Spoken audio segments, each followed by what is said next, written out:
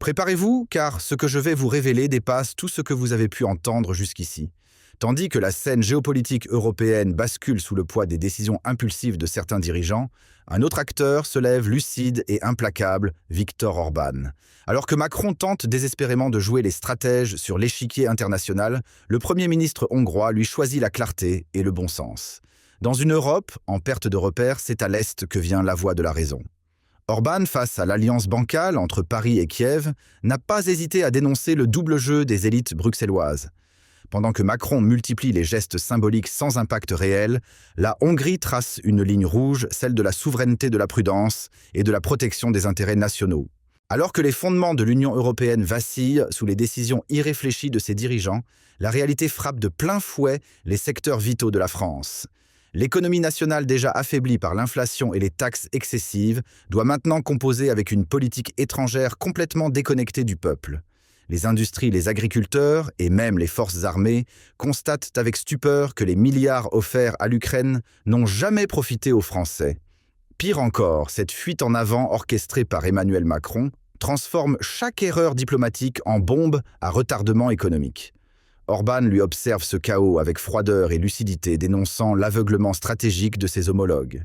Ce que Paris présente comme une alliance de solidarité Budapest le lit comme une faillite annoncée. Une seule question subsiste.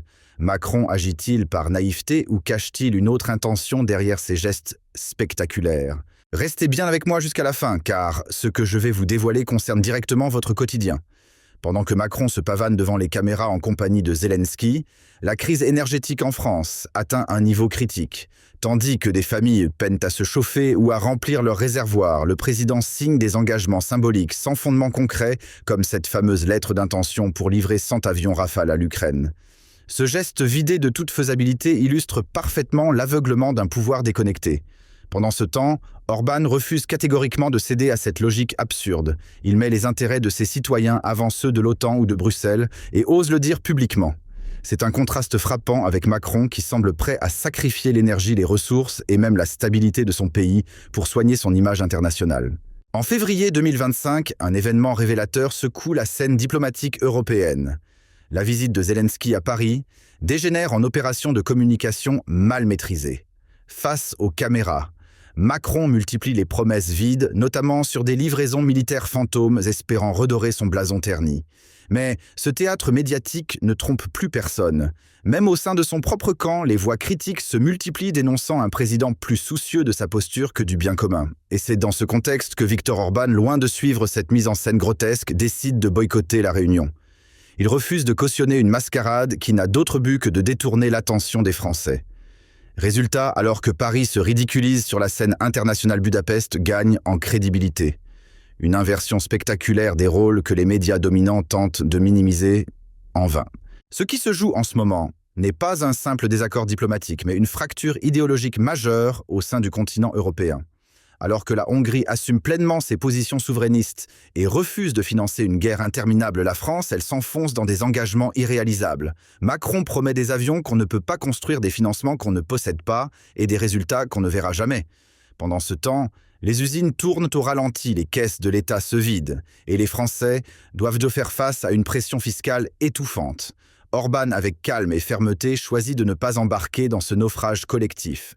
Son message est clair, la priorité c'est son peuple. Il refuse que Budapest devienne l'outil d'un projet globaliste déconnecté des réalités nationales. Ce contraste devient chaque jour plus évident et la fracture entre les deux visions de l'Europe devient impossible à ignorer. Mais l'affaire ne s'arrête pas là. Ce n'est pas uniquement sur le plan militaire que Macron perd pied, c'est aussi sur celui des choix stratégiques en matière de ressources. Tandis que les Français subissent des hausses de factures et que la production nationale est négligée, le président continue de détourner l'attention en agitant des dossiers internationaux qui ne profitent qu'à une minorité. Le contraste est saisissant, d'un côté une population qui lutte pour se chauffer, de l'autre un chef d'État qui finance à perte une guerre étrangère. Orban lui pose la seule question qui vaille, pourquoi mettre en péril l'intérêt général pour plaire à Bruxelles ? Son refus de suivre le troupeau n'est pas de l'obstination, c'est une stratégie de survie nationale. Pendant que certains multiplient les erreurs, d'autres s'organisent pour éviter l'effondrement. Et devinez quoi ? Ce n'est pas à Paris que les idées lucides fleurissent, mais à Budapest.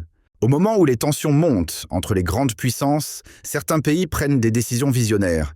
Et pendant que Macron enchaîne les promesses creuses sur la scène internationale, d'autres leaders, comme Viktor Orban, posent des actes concrets pour renforcer leur autonomie. Là où la France s'enferme dans une logique de dépendance stratégique à Bruxelles et à l'OTAN, la Hongrie choisit la diversification, l'équilibre et surtout le bon sens. Pendant que Paris mise tout sur des alliances fragiles, Budapest s'assure que chaque engagement serve d'abord l'intérêt national. Le contraste est saisissant d'un côté, une France piégée par ses propres illusions de l'autre, une Hongrie qui anticipe, qui planifie et qui construit l'avenir sans céder à la panique collective. Et ce positionnement lucide fait toute la différence. Ce n'est pas de l'opposition systématique, c'est de la gouvernance souveraine. Ce qui frappe aujourd'hui, c'est le coup politique gigantesque de l'aveuglement stratégique de l'Élysée. Macron, en croyant pouvoir jouer les chefs d'orchestre de l'Europe, a transformé la France en figurant d'un scénario écrit ailleurs. Alors que les classes moyennes s'appauvrissent et que l'économie réelle s'essouffle, les milliards envolés vers l'Ukraine deviennent le symbole d'un système qui a abandonné ses priorités. Et dans ce silence gêné des élites parisiennes, une vérité dérangeante émerge, c'est Orban, et non Macron qui incarne aujourd'hui l'intérêt des peuples européens. En refusant de participer à cette course à la guerre, le Premier ministre hongrois défend non seulement la stabilité de son pays, mais il met aussi à nu les failles d'un projet européen guidé non par la souveraineté, mais par l'alignement aveugle sur Washington. Résultat, la Hongrie se renforce pendant que la France s'endette. L'histoire retiendra qui a construit et qui a détruit. Ce que nous vivons aujourd'hui, c'est bien plus qu'un simple désaccord entre dirigeants, c'est une fracture continentale entre deux visions du monde. D'un côté, une élite bruxelloise obsédée par l'idée d'un ordre supranational incapable de résoudre les crises internes et de l'autre des nations qui réclament le droit de choisir leur destin. Viktor Orban ne fait pas que critiquer, il propose une alternative. Et cette alternative séduit de plus en plus de citoyens à travers l'Europe. Face aux manipulations médiatiques, face à la propagande de guerre qui s'intensifie, une partie croissante de la population commence à se poser les bonnes questions. Pourquoi la France finance-t-elle une guerre à l'étranger pendant que ses propres hôpitaux ferment? Pourquoi nos agriculteurs sont-ils abandonnés pendant que l'Élysée signe des chèques à Kiev? La réponse n'est pas dans les chiffres, elle est dans le bon sens populaire, celui qu'Orban incarne et que Macron semble avoir définitivement perdu. La vraie interrogation aujourd'hui, ce n'est plus de savoir si Emmanuel Macron a commis des erreurs, ça c'est évident. La question centrale, c'est de savoir s'il reste encore une porte de sortie ou si la France est déjà entrée dans une spirale irréversible. Tout ce que nous voyons depuis des mois, les envolées de promesses, les postures de chefs de guerre, les signatures de pseudo-accords militaires, ne sont que les symptômes d'un pouvoir aux abois. Pendant que la population française s'appauvrit, Macron continue d'avancer sur un chemin pavé d'illusions diplomatiques. Mais les faits sont têtus. Le peuple n'en peut plus. Et c'est là qu'Orban frappe fort. Il ne propose pas seulement une critique, il dévoile l'échec total d'un modèle qui sacrifie l'indépendance nationale au profit d'ambitions globalistes. La fracture est là. La confiance est rompue. Et la suite dépendra de la capacité des peuples européens à dire stop. Mais ce n'est pas uniquement la souveraineté militaire ou diplomatique qui est sacrifiée. C'est aussi l'autonomie alimentaire qui vacille dans l'indifférence générale. Tandis que les exploitants agricoles crient à l'abandon, Macron lui déroule le tapis rouge aux intérêts étrangers. Les campagnes françaises, pourtant piliers de notre identité nationale, sont ignorées, asphyxiées par des normes absurdes venues de Bruxelles et des taxes toujours plus lourdes. Pendant qu'on subventionne à tout va les ambitions de Kiev, nos producteurs de blé de lait et de fruits jettent l'éponge. Et dans ce désert politique, une voix continue de résonner avec clarté, celle de Viktor Orban. En Hongrie, on protège les terres, on respecte les paysans et surtout on comprend que sans racines, un pays ne tient pas debout. La France, elle oublie peu à peu qui elle est. Et c'est là le drame, un peuple qui ne nourrit plus ses enfants sans dépendre de l'extérieur, n'est plus maître de son destin. Et pendant que tout s'écroule, Macron continue d'agir comme si tout allait bien. Il s'obstine à croire que quelques mises en scène médiatiques suffiront à masquer la colère qui monte dans les campagnes, dans les usines, dans les casernes. Mais les signaux sont partout: effondrement du pouvoir d'achat, défiance généralisée, fatigue sociale. La France profonde n'a plus confiance. Elle voit très bien que ses intérêts sont sacrifiés au profit de projets idéologiques sans racines. Et c'est là qu'Orban devient une référence. Lui au moins n'a pas peur de dire non. Il refuse la logique de la soumission et démontre qu'un dirigeant peut encore se battre pour les siens.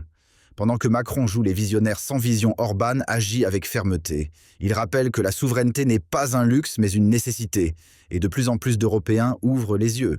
Le vernis craque, la façade s'effrite, et derrière, c'est le vrai visage du système qu'on découvre, un système usé, déconnecté et en fin de course.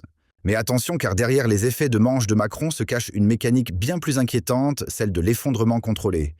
On détourne les regards, on parle de solidarité de défense de la démocratie, pendant que les piliers économiques s'effritent un à un. Les TPE, les PME, les artisans, tous paient le prix d'une stratégie qui ne leur a jamais été expliquée. Pendant ce temps, l'Élysée continue de signer des engagements intenables, distribuant l'argent public à l'étranger sans contrepartie. Orban lui refuse ce sabotage organisé. Il pose la seule question qui dérange: jusqu'à quand allons-nous nous laisser dépouiller au nom d'un projet que personne n'a voté? Et c'est là que tout change.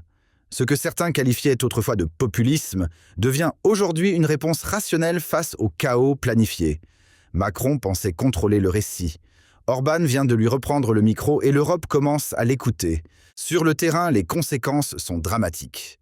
Des familles entières quittent les campagnes, les exploitations ferment les unes après les autres, et le silence s'installe là où régnait autrefois la vie. Ce ne sont plus des chiffres abstraits, mais des visages, des noms, des histoires brisées par une politique qui regarde ailleurs. Et que fait Macron ? Il multiplie les envolées lyriques sur l'Europe tout en laissant crever la colonne vertébrale du pays. Pendant que l'Élysée vante une prétendue union sacrée, Orban, lui, se confronte à la réalité. Il soutient ses agriculteurs investis dans les circuits courts et refuse que son pays devienne un marché ouvert au dumping international. Ce qu'il démontre, c'est qu'un État peut encore protéger ses producteurs, s'il le veut vraiment. La France, elle a choisi de trahir les siens. Et tôt ou tard, ce mépris des racines aura un coût humain, social et national. Ce qui est en train de se produire sous nos yeux n'est pas une crise ordinaire, mais une véritable mutation géopolitique. La France, autrefois pilier de la diplomatie mondiale, glisse peu à peu vers une vassalisation assumée. L'indépendance oubliée, la voix propre, étouffée. Et tout cela au nom d'une vision européenne imposée d'en haut que plus personne ne comprend réellement. Pendant ce temps, certains pays comme la Hongrie refusent de suivre le troupeau. Ils posent un acte de résistance, préserver leur identité, protéger leur économie, affirmer leur liberté de décision. Viktor Orban n'est pas isolé, il est précurseur. Il comprend que le monde bascule, que les anciennes puissances perdent pied et que ceux qui ne veulent pas disparaître doivent tracer leur propre voie. C'est cette lucidité que Macron refuse de voir. Mais chaque jour, la réalité le rattrape. Et à force de se croire stratège, il risque de se réveiller, seul. Pendant que certains s'amusent à lancer des provocations sur la souveraineté d'autrui, comme l'a fait Trump avec le Canada, d'autres pays s'enfoncent dans une soumission bien réelle. Et la France, malheureusement, en est l'exemple parfait. Ici, nul besoin d'annexion par la force ou de fusion politique officielle, c'est par les traités, les dettes et les dépendances militaires que notre indépendance s'effrite. Macron, en se mettant systématiquement au service de Bruxelles et de l'OTAN, a transformé l'Élysée en simple antenne d'intérêts étrangers. Face à cela, Orban oppose un mur. Lui ne laisse ni Washington ni Berlin décider à sa place. Il défend l'idée même de nation, là où d'autres la bradent, pour quelques applaudissements médiatiques. La vraie question désormais n'est pas ce que veulent les puissants, mais ce que les peuples sont prêts à accepter. Et si la réponse reste le silence, alors la disparition de notre souveraineté ne sera plus une hypothèse, mais une fatalité. La vraie insulte à la souveraineté ne vient pas de la satire ou des boutades, mais des concessions quotidiennes que les dirigeants font dans le silence médiatique. Tandis que Trudeau s'offusque d'une phrase lancée par Trump-Macron, lui signe sans sourciller des engagements qui réduisent la France au rang de figurant sur l'échiquier mondial. Et pendant que la classe politique française joue la comédie de l'indignation feinte des citoyens de plus en plus lucides, observent une réalité inquiétante, leur pays n'est plus maître de ses choix. Viktor Orban, lui, ne cède pas. Face à l'invasion des normes, des dogmes et des pressions extérieures, il maintient sa ligne. Il ne joue pas le héros, il agit en chef d'État. Et cette différence fait toute la claque pendant que Paris se couche, Budapest se dresse. Et chaque fois qu'Orban refuse l'humiliation, c'est Macron qui se trouve exposé nu face à ses contradictions devant toute l'Europe et le monde. Les fractures deviennent visibles jusque dans les moindres détails du quotidien. Ce ne sont plus seulement des décisions politiques abstraites, mais des ruptures tangibles dans les rayons des commerces, dans les discussions de rue, dans le choix des alliances économiques. Et là encore, Paris fait mine de ne rien voir. Alors que les tensions montent partout en Europe de l'Est, alors que les peuples expriment leur rejet des diktats imposés depuis Bruxelles et Washington, Macron poursuit imperturbable son cap solitaire. À l'inverse, Viktor Orban écoute, réagit, défend. Il ne cherche pas à plaire aux éditorialistes, mais à protéger sa nation. Tandis que l'Union européenne impose des sanctions qui affaiblissent ses propres membres, la Hongrie trace sa route sans plier. Et plus Macron s'enferme dans sa bulle diplomatique, plus Orban apparaît aux yeux de l'opinion comme le dernier chef d'État européen à avoir encore le courage de dire non. Ce contraste devient insoutenable et il crève l'écran. Face à cette Europe qui s'effondre sous ses propres contradictions, une fracture se creuse entre ceux qui agissent et ceux qui subissent. Macron, malgré les signaux d'alarme qui clignotent partout de la rue jusqu'aux urnes, continue de faire semblant que tout va bien. Mais les chiffres sont là. L'économie française stagne, les alliances s'effritent et la crédibilité internationale s'érode. Pendant ce temps, Viktor Orban joue une autre partition. Il capitalise sur chaque erreur de ses voisins pour renforcer son influence non pas par la force, mais par la cohérence. Là où les autres tournent en rond, la Hongrie trace une direction. Et si Paris perd en attractivité et en rayonnement, c'est parce qu'il a préféré l'illusion du leadership à la réalité de l'écoute populaire. Ce n'est pas le rejet des autres qui isole la France, c'est l'aveuglement de ses dirigeants. Lorsque l'arrogance diplomatique rencontre la réalité des peuples, il ne reste que des ruines politiques. Macron a voulu jouer au stratège mondial, mais ses décisions déconnectées provoquent désormais des effets dominos incontrôlables dans les secteurs clés de l'économie française. Dans les zones rurales, les producteurs n'en peuvent plus, les PME s'étouffent sous les taxes, pendant que les partenaires historiques cherchent ailleurs des alliés fiables. C'est dans ce climat que Viktor Orban méthodiquement avance ses pions. Il ne cherche pas à briller dans les salons européens, il agit là où cela compte sur le terrain auprès de son peuple. Et aujourd'hui, pendant que la France s'englue dans des impasses économiques et géopolitiques, la Hongrie prend du terrain, rallie des soutiens et redessine la carte des rapports de force. Macron voulait imposer sa vision à l'Europe. Résultat, il en devient le contre-exemple éclipsé par celui qu'il voulait marginaliser, Viktor Orban. Là où certains gouvernements s'enferment dans l'orgueil diplomatique, d'autres adaptent leur trajectoire avec lucidité. Et c'est là que tout se joue. Macron, piégé dans une spirale de décisions technocratiques déconnectées, ne voit pas le fossé qui se creuse entre Paris et les aspirations des peuples européens. Pendant ce temps, Orban déploie une stratégie pragmatique, dialogue avec l'Est, fermeté, avec Bruxelles, autonomie, sur les choix économiques. Ce n'est pas un hasard si de plus en plus de nations commencent à prêter l'oreille à Budapest. La Hongrie, autrefois marginalisée, devient aujourd'hui un point de référence pour ceux qui refusent de céder leur souveraineté à des élites éloignées du terrain.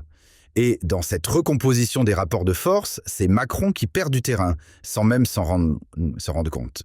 Alors que l'Europe s'engouffre dans des débats stériles sur son avenir, certains dirigeants agissent. Et parmi eux, Orban frappe un grand coup. Il expose l'hypocrisie des alliances imposées mais annule les calculs opportunistes de certains leaders et renvoie Macron et Zelensky à leur posture de façade. Cette humiliation publique ne relève pas du hasard. Elle est le fruit d'une stratégie méthodique bâtie sur une réalité que beaucoup préfèrent ignorer. La multipolarité est là, et l'ère des décisions centralisées depuis Paris ou Berlin touche à sa fin. Le monde change et ceux qui refusent de s'adapter finiront par être écartés. Le Canada l'a compris. La Hongrie l'applique. Mais Macron.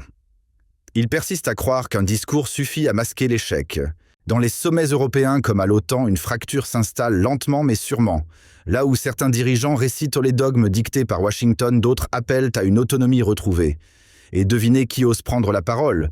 Non, ce n'est pas Macron qui multiplie les ambiguïtés. C'est Viktor Orban, encore lui, qui exhorte ses homologues à repenser les fondements mêmes de leurs alliances. Pourquoi continuer à suivre aveuglément une puissance qui impose ses vues sans compromis? C'est la question qui plane dans les couloirs feutrés de Bruxelles. Tandis que l'Union européenne se cherche certains États, voient dans cette période une opportunité historique pour redéfinir leur rôle en s'émancipant des tutelles traditionnelles.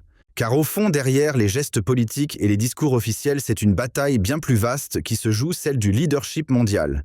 Et dans cette lutte, Macron, malgré ses postures médiatiques, s'enlise. Face à une Amérique protectionniste, une Ukraine affaiblie et une Europe divisée, Orban prend une longueur d'avance. Il ne cherche pas à plaire aux élites, mais à représenter ceux qui veulent reprendre le contrôle de leur destin. Et cette posture commence à faire école. De Varsovie à Rome, de Madrid à Bratislava, le vent tourne. L'idée d'un nouveau pôle de décision indépendant séduit pendant que les anciens maîtres du jeu s'accrochent à des privilèges qui s'érodent. La question n'est plus de savoir si le rapport de force change, mais à quel rythme il basculera totalement. Dans ce jeu d'échecs géopolitique, une pièce inattendue avance sur l'échiquier, la Hongrie d'Orban. Tandis que les États-Unis perdent peu à peu leur mainmise commerciale et que l'Union européenne s'interroge sur ses choix stratégiques, Orban n'hésite pas à pousser ses pions. En appelant à une refonte des priorités, il met Macron dans une position délicate. Le président français, souvent prompt à donner des leçons, se retrouve sans riposte face à l'ascension d'un leader qui défie l'ordre établi. Et pendant que l'Amérique s'accroche à ses leviers d'antan, l'Europe commence à envisager sérieusement un rééquilibrage de ses partenariats. Une chose est sûre, l'ancien monde vacille. Face à cette recomposition, Washington n'a plus le luxe du choix illimité. Soit il tente de reconquérir ses alliés par des accords séduisants, soit il s'enfonce dans une politique punitive. Mais chaque chemin est semé d'embûches. Miser sur la coercition comme il l'a fait avec la Chine ou la Russie risquerait de provoquer un effet boomerang en accélérant l'émancipation de ses partenaires. À l'inverse, offrir trop de concessions reviendrait à reconnaître son déclin. Et dans ce climat tendu, Macron, loin d'incarner une voie d'équilibre, s'efface face à des figures plus affirmées. Pendant qu'Orban bâtit des ponts pragmatiques avec l'Est et défend les intérêts de son peuple, d'autres continuent à jouer la partition dictée de l'extérieur. Ignorer le signal envoyé par Orban serait une grave erreur pour les grandes puissances occidentales. Tandis que certains dirigeants ferment les yeux préférant s'accrocher à un monde unipolaire en déclin, le Premier ministre hongrois trace sa voie sans détour ni compromis. Ce n'est plus seulement une question de désaccord diplomatique, c'est un bras de fer idéologique. Et pendant que Macron tente de sauver les apparences au sein d'une Europe fracturée, Orban lui établit une nouvelle réalité politique. Chaque silence de Bruxelles face à ses prises de position ne fait que renforcer sa légitimité aux yeux de millions d'Européens lassés de l'establishment. L'un des actes les plus symboliques de cette rupture a été observé lors du dernier sommet européen. Viktor Orban, sans détour, a publiquement désavoué la position de Macron et de Zelensky sur le conflit ukrainien. Ce désaveu capté par les caméras du monde entier a provoqué une onde de choc dans les cercles diplomatiques. Là où la plupart se seraient pliés à la ligne imposée par Paris ou Berlin, Orban a brisé le consensus en dénonçant l'échec des élites européennes. Ce moment devenu viral a marqué une cassure nette. Pour la première fois depuis longtemps, un chef d'État européen a humilié ses homologues sans crainte des conséquences. Si les avertissements de Budapest ne sont pas pris au sérieux, c'est toute l'économie européenne qui pourrait être redéfinie. En s'attaquant frontalement aux failles du système occidental, Orban expose une faiblesse que même Bruxelles peine à dissimuler. Il ne s'agit pas seulement d'une déclaration politique isolée, mais d'un acte calculé pour redistribuer les cartes de l'influence. La Hongrie, jusqu'alors perçue comme une voie marginale, pourrait rapidement devenir un pivot stratégique pour de nouveaux blocs d'alliance, notamment ceux qui contestent la domination franco-allemande. Ce basculement profite non seulement à Orban, mais ouvre aussi la voie à d'autres voies dissidentes à travers l'Europe de l'Est. Dans ce contexte, Orban n'est plus un simple observateur du théâtre géopolitique européen, il en devient un metteur en scène. En refusant de suivre les directives de Macron et en exposant l'inefficacité des politiques actuelles face à la crise ukrainienne, il attire à lui une partie croissante de l'opinion publique européenne. Ce n'est pas seulement une bataille d'idées, mais une lutte pour la redéfinition du leadership continental. Alors que l'Élysée tente de maintenir son autorité par des alliances de façade, la Hongrie bâtit brique par brique un nouveau récit européen fondé sur la souveraineté, la fermeté et l'intérêt national. Et ce récit lui commence à séduire au-delà de ses frontières. Le jeu d'échecs mondial ne se limite plus à l'Occident traditionnel. Alors que Macron tente de maintenir l'illusion d'un leadership européen unifié, Viktor Orban lui bouleverse l'ordre établi en misant sur des alliances inattendues. En intégrant des partenaires d'Asie et du monde arabe dans sa stratégie énergétique, Budapest trace une voie alternative à celle dictée par Paris et Bruxelles. Et pendant que l'Élysée s'englue dans des discours vides face à la crise ukrainienne, Orban s'affirme comme l'architecte d'un nouvel échiquier où l'Europe de l'Est pourrait redevenir centrale. Cette montée en puissance ne se limite pas au discours. Alors que Macron se débat pour préserver les apparences, Orban agit. Il multiplie les accords bilatéraux, sécurise des contrats énergétiques avantageux et offre aux investisseurs des conditions que la France ne peut plus garantir. Dans un climat d'incertitude économique et de fragmentation diplomatique, la Hongrie attire, séduit et surtout dérange. Car derrière chaque nouveau partenariat signé par Orban, c'est l'échec de la stratégie macronienne qui devient évident. Et l'Europe, elle commence à écouter une voix différente. Une voix qui ne tremble pas face à Washington et qui ose remettre en question les dogmes imposés depuis l'Ouest. Un terrain que l'on croyait acquis à l'Ouest se transforme peu à peu en champ de bataille économique. Tandis que Macron tente de sauver la face sur la scène internationale, Viktor Orban, plus stratège que jamais, redéfinit les règles du jeu. En orientant sa politique vers des alliances non conventionnelles, il bouscule les équilibres géopolitiques traditionnels. La Hongrie, longtemps considérée comme un acteur de second plan, se positionne désormais comme un pivot capable de faire pencher la balance entre l'Est et l'Ouest. Ce n'est plus une simple contestation des décisions de Bruxelles, c'est une attaque frontale contre la domination occidentale menée par Washington, avec la passivité complice de Paris. En forgeant de nouveaux corridors diplomatiques, Orban ne se contente pas de résister, il prépare l'après. Sa vision va au-delà d'un simple bras de fer avec Macron ou Zelensky. Il construit une alternative européenne, une Europe libérée de la dépendance américaine. Ce n'est plus un débat idéologique, c'est une stratégie à long terme pour reprendre le contrôle des flux commerciaux, des ressources et surtout du discours. L'humiliation subie par Macron lors des derniers sommets internationaux n'est que le symptôme d'un phénomène plus vaste, la montée silencieuse mais implacable de ceux que l'élite bruxelloise voulait marginaliser. Et aujourd'hui, l'Europe écoute Orban, pas Macron. La véritable interrogation qui secoue aujourd'hui les capitales occidentales est la suivante. L'élite dirigeante prendra-t-elle enfin conscience du séisme géopolitique en cours ou persistera-t-elle dans l'arrogance et le déni ? Car pendant que Macron se perd dans les faux-semblants diplomatiques, Viktor Orban prend une longueur d'avance. Si Paris et Bruxelles continuent d'ignorer les signaux, ce ne sont pas seulement les institutions européennes qui seront mises en péril, mais toute l'architecture du pouvoir occidental. Orban incarne une rupture. Il ne propose pas une réforme, mais un basculement. Et ce basculement pourrait bien redessiner les centres de gravité de l'Europe pour les décennies à venir. Ce que nous vivons n'est pas un simple épisode politique, c'est une fracture systémique. Orban, par ses gestes calculés, nous dit que l'histoire n'est pas figée, qu'un petit pays peut défier les empires s'il sait lire les failles du système. Le monde n'est plus bipolaire. Ce que Macron, Zelensky et leurs alliés refusent de voir, c'est que l'équilibre d'hier ne garantit plus la stabilité de demain. Et si la France continue de suivre l'agenda dicté par d'autres, sans s'adapter à cette nouvelle réalité, elle risque de n'être qu'un figurant dans une pièce où d'autres écrivent le scénario.